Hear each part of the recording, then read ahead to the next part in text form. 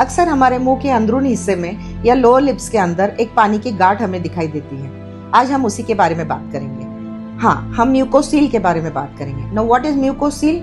Muco and cele. Muco means mucus secreting and cele means थैली। तो एक mucus से भरी हुई थैली मतलब म्यूकोसील। इससे पहले हमें ये जानना चाहिए कि हमारे माउथ का फंक्शन क्या है।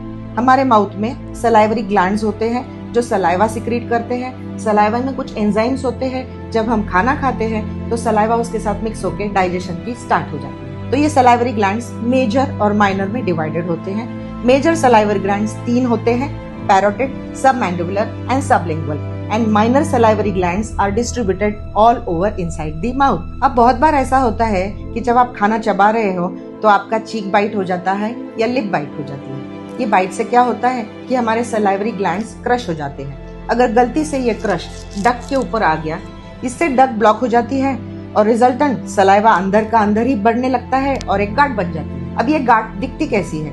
It just looks like a smooth bump inside the mouth. Pain तो होता नहीं है, बस आपको थोड़ा सा डिस्कम्फर्ट महसूस होता है।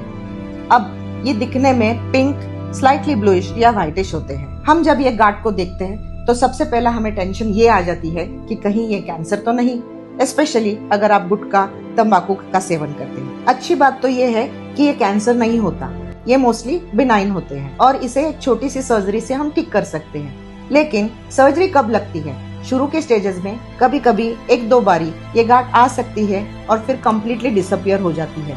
तब हमें इसे सर्जरी से निकालने की जरूरत नहीं पड़ती। लेकिन अगर ये गांठ साइज में बड़ी बड़ी हो रही है, अंदर हमको रोजाना च्यू करने के लिए अगर डिस्कम्फर्ट हो रहा है, तो हमें इसे सर्जिकली रिमूव करना पड़ता है। सर्जरी में इसे हम टोटली निकाल सकते हैं या सिर्फ इसका ऊपरी हिस्सा निकाल के इसे मार्सुपिलाइज भी किया जा सकता है। It's a small OPD procedure and can be done under local anaesthesia. इसके लिए एडमिट रहने की जरूरत नहीं है या बड़ी भूल देने की भी जरूरत नहीं है। और जाते जाते अपने यंगस्टर्स के लिए एक वर्ड ऑफ कॉशन। आजकल यंगस्टर्स में lip piercing and tongue piercing बहुत कॉमन होता जा रहा है, लेकिन लेट मी रिमाइंड यू, इससे भी म्यूकोसील हो सकते हैं।